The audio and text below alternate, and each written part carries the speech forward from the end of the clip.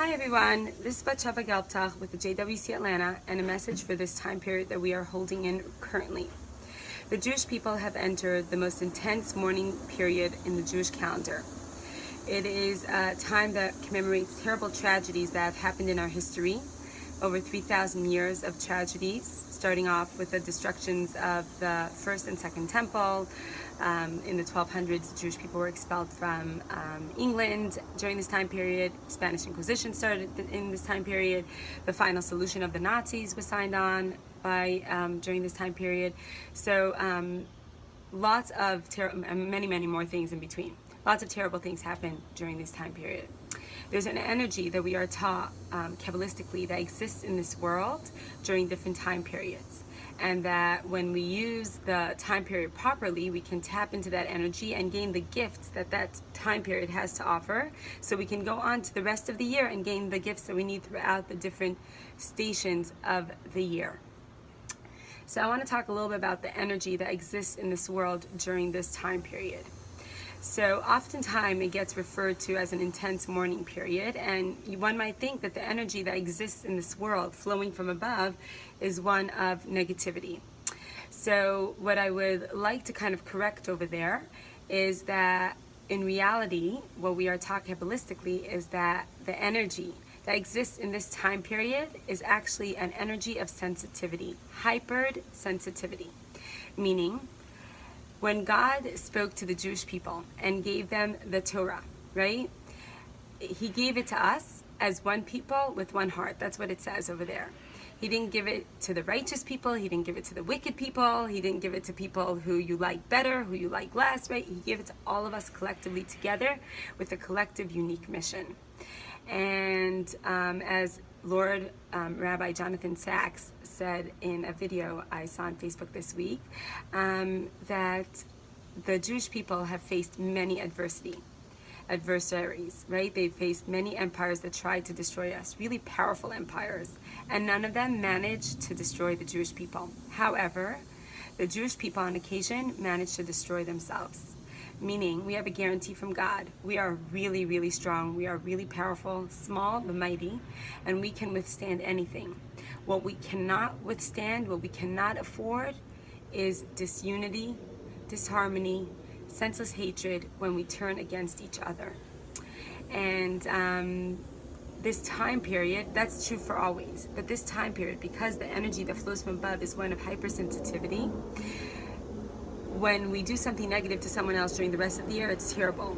When we do something negative to someone else during this time period, it's amplified by a lot. You know, it's like when, you're running on lack of sleep, you still haven't had your coffee in the morning, and your child says something that if you said it any other time of day or after a really great night of sleep and a full stomach, it would be okay. But like that little comment kind of on that empty stomach, no coffee and no sleep, it's dangerous, right? So it's kind of the same thing during this time period when we don't treat each other with the respect, love, and kindness that God expects of us. So if you look historically at what happened throughout our mourning periods, the Jewish people turned against each other, and when we did, we faced destruction. It's a very simple equation. There is no Jewish community historically that survived a terrible dispute for a long period of time. That's not my quote, that's from Rabbi Berowine, a Jewish historian. So, and the Jewish people, somehow, we refuse to learn from our history. We see terrible tragedies happening in our own lives, in the lives of the people that we love so dearly, in the lives of Jewish people across the world, in the lives of the entire world. And we want to change that. We care deeply. We put posts up on Facebook about how we care. And then we continue to act disrespectfully to each other, to ourselves. And we are taught that that's the one thing that we can do to actually change that cosmic energy, right? And bring about peace and harmony and unity and lack of tragedy in this world. So this time period is given to us as a gift to remember, to kind of remind ourselves in a really intense way. You are endowed with the ability, the tools, and the mandate to spread light and love and to find that common ground to to literally get along with everyone that comes your way, and to not only get along, but to get the gift of having them in your life. And so the reality is that our differences are always skin deep. And what unites us is so much greater than what divides us. Recently, on one of the trips that we were blessed to be on with the JWRP, the Momentum trip, we had in the final event, Racheli Frankel, a mother of one of the 3 boys that were kidnapped instantly during this time period and killed a couple of years ago, speak to the group. And she said many things that are incredibly empowering. I want to share 2 that she said that I think touched me on my soul, and if I could hold on to those, I know I can become a better person through that. So the first thing that she said was that people oftentimes say to her, what can we do for you? What can we do for your family?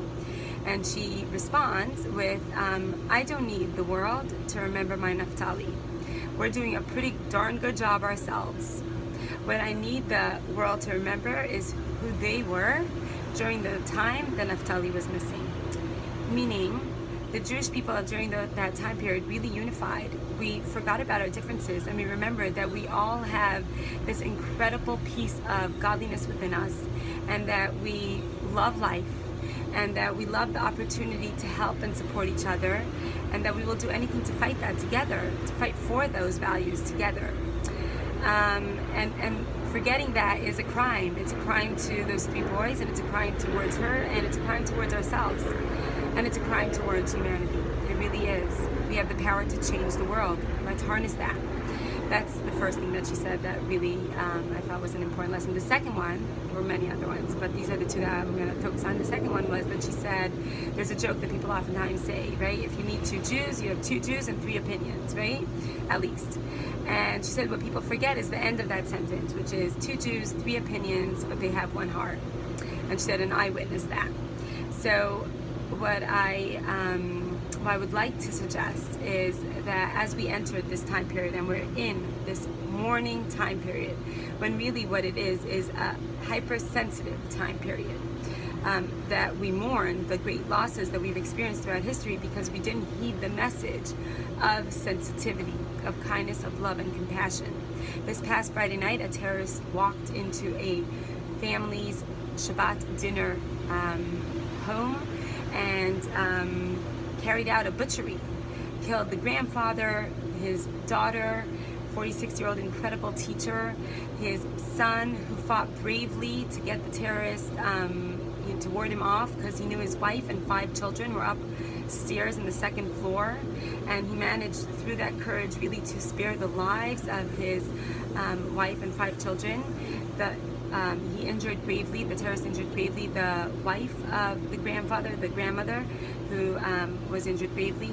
And just like that, with one choice of one human being, an entire world or entire worlds were turned upside down in a way that no one should have to experience. And we need to stand up against that. It is not a time to sit back, relax, and enjoy the show. We have got to say no more. And the way we say no more, the way we protest that, is not by taking up guns or swords or any other means of retaliation. The way we fight that, the way we, the Jewish people, combat that, is by harnessing this energy of this time period of sensitivity and looking deep inside ourselves and seeing, how can I be a more loving person, a more kind person, a more compassionate person? How can I spread light, love, and kindness in my world so that it spills over and literally changes the face of this world? If every single one of us tried that, right? Perhaps next year, when we think about this time period, we won't think about it in terms of mourning, but rather in terms of an opportunity to harness that sensitivity, because we will have entered a different format of a world that's a better place, which is our mandate and our mission. And it's not too tall an order. We are capable of it. And I don't think we have ever been as poised to manage this successfully.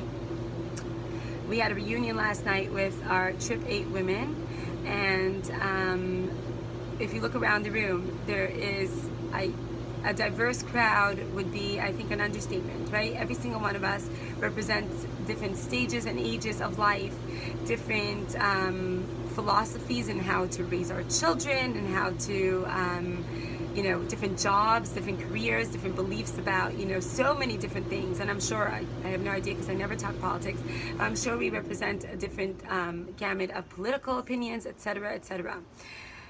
However, we are so united, right? And we've experienced something together that is so transformative that none of those other stuff really matters.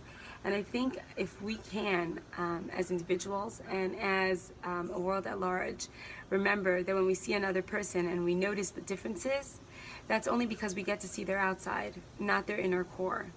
That if we had an X-ray vision and we walked around that way, what we would see is people that are so much like us, different in a beautiful way, but so much like us, with so much unity waiting to happen. So this is a little bit longer than I intended it to be, but I want to wish all of us a lot of strength to be able to accomplish all that we can accomplish, and so that we really bring in an era, usher in an era in which we're living in a world that looks a lot different than the world we're in right now. Lots of love.